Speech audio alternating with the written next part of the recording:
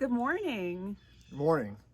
We can't believe it's already March of 2021. We had a really exciting end to 2020. We made some major life changes, and one of those was we finally decided to buy a boat. So we're really excited to share more about that process. So I'm Emily, I'm Dan. and we hope to explain more of why we decided to buy the boat and then our building adventures and our travel adventures. So why did we decide to buy a boat? Over the years, we've traveled a lot down to South Florida, love of the water, and we looked at how could we take that vacation and turn it into something more permanent. Yeah, we just love being on our boat for the day, and we travel to islands where they're only accessed by boats, and we just really love the lifestyle that it affords. So we wanted to make that a permanent home. So it's been a couple of years. We've been looking at tons of boats. We've fallen in love with boats that we looked at that we didn't purchase. I think one of my favorites was a main ship. It was a little bit smaller than what we were looking for. It was only a one cabin bedroom. What was one of your favorites? What are some of the other ones we looked at? Well, we looked at something that would afford us range, that would be comfortable, that would be big enough for us to, I guess, move around without feeling too cramped. One of the ones I loved, we looked at a 48 foot Hatteras LRC, and I think that one really kind of took all the options that we were looking at. So an aft cabin with a walk around bed, a nice kitchen, a nice salon, good engines, twin engines for reliability. And something that was also designed well and built well that could handle the weather more so than anything else. We're not looking to cross oceans right now, but we do want to make sure that we're safe and comfortable. If we're out, offshore, just a little bit or near shore, that if a storm pops up, that we're going to be safe. One of my biggest concerns is Dan is really, really handy, and he's really good at fixing things. He's restored a few boats. He's restored a Mako and a whaler, and is working on a Grady right now. So he definitely has the experience. So I was really concerned that he was going to want to bring home a complete overhaul project. So I knew that this is something we want to do. It's one of our bucket list things to do the Great Loop, which is all the way along the Intercoastal Waterway up through the Great Lakes and then down the Mississippi. So that's definitely something we wanted to do. But I also wanted to make sure that this was something that we'd be able to use right away. Yeah. So one of the considerations, especially looking at the Great Loop, is the draft of the boat under the water and the draft of the boat above water. So there are some fixed bridges that you have to go through in Chicago that give a mean load limit of about 19 feet. So if you don't have the ability to put a mast down or a radar arch down, you can't take that route. So one of our considerations was making sure that we had a shallow enough draft in the water, so 5 feet or less, and that our air draft was less than 19 feet. And I think the boat that we settled on accomplished that.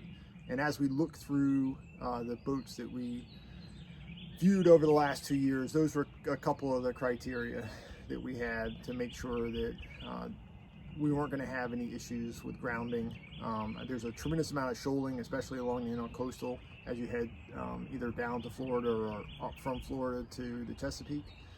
So we wanted to make sure we were safe there, but ultimately we also wanted to be able to cross to the Bahamas, where having a shallower draft, 5 feet or less, is really what allows you to get into some of the coves and around the keys and into some of the anchorages that are protected from the wind. So as Dan's been known to do, as being super handy, is to just bring home a whole of a boat.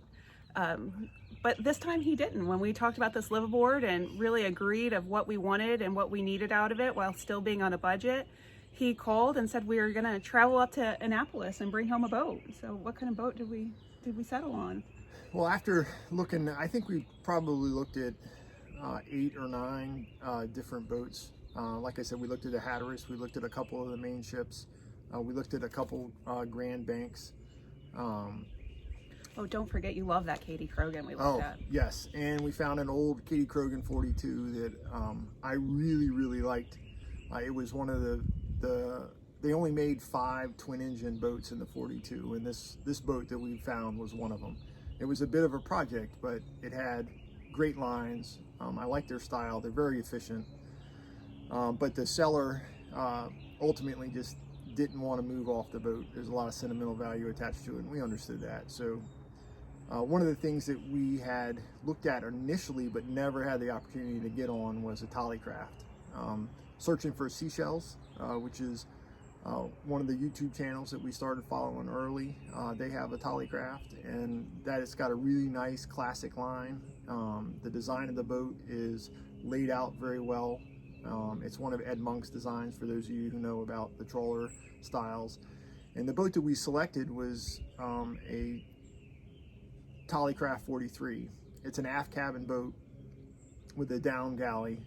It has a forward berth, 2 bass, and a slide, and it has a tiered deck system with a transom,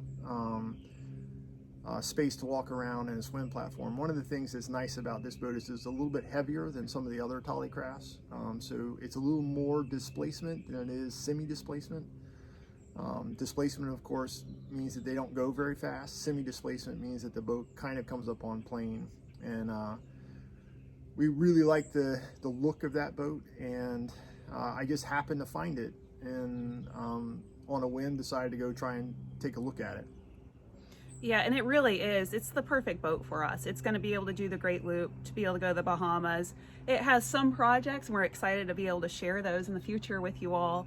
But it's also something that we can use right away. And so we're looking at being based near the Chesapeake Bay, looking to be able to get out onto the bay and explore some of the Virginia and North Carolina waters this summer.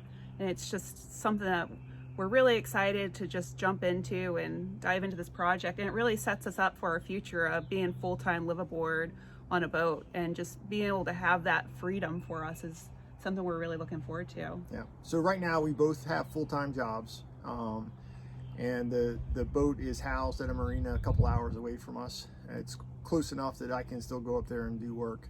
One of the reasons why we bought it now is that it gives us the ability, while we're both still working, to take our finances and utilize that money to upgrade the boat, to make it the way that we want it, to make some changes and some repairs that needed to be done to it, but not have to worry about doing all of that while either retired or working in a different capacity.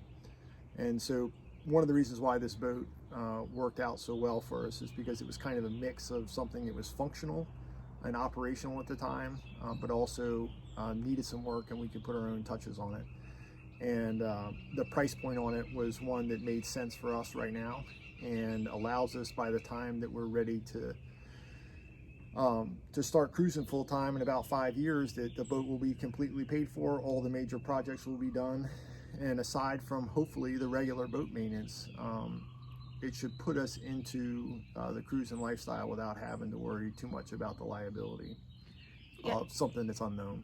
And this is also a great boat. We love the people we follow that homeschool with their children, and our family boat life. We really, really enjoy watching that, and so do our kids. But our kids are still in school, and we want them to be able to finish a traditional sense of school. So this boat offers us to do weekends and summer vacations on it, while still allowing us to kind of finish and complete it, and then just be us once we send them off to their future endeavors. Yeah, and like I said, we bought this boat last fall, and we're able to immediately make basically a 100 nautical mile trip down south from Annapolis down to just above Deltaville, where the boat is being set right now, without having any issues. Well, at least issues for the most part.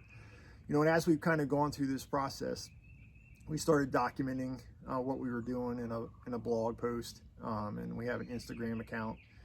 And as things have kind of developed, and we talked to a bunch of people, and some folks have given us some great feedback, one of the things that they said, because of what we're getting ready to do with this boat, that a YouTube channel might be a beneficial thing, to kind of share our experience and show what we're doing, and kind of the process by which we do things. And it also opens us up to the community of folks that have great ideas, that may have some suggestions that we haven't thought about. Yeah, we're sentimental people, so this is a way that we can journal. With our Instagram account is Sandpaperandseashells, and our blog is the same. Yep.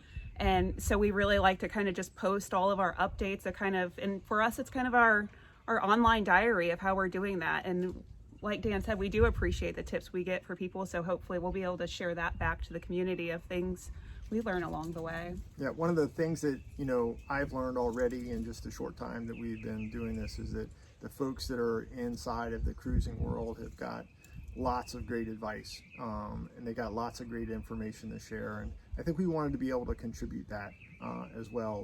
We're going to do a lot of unboxing style stuff as we're kind of replacing a lot of components on the boat, so you can see what we bought, why we bought it, how its intended purposes, or what its intended purpose is, and then we'll do a separate video on the actual installation so you can see what that's like and kind of bring you guys along with the journey.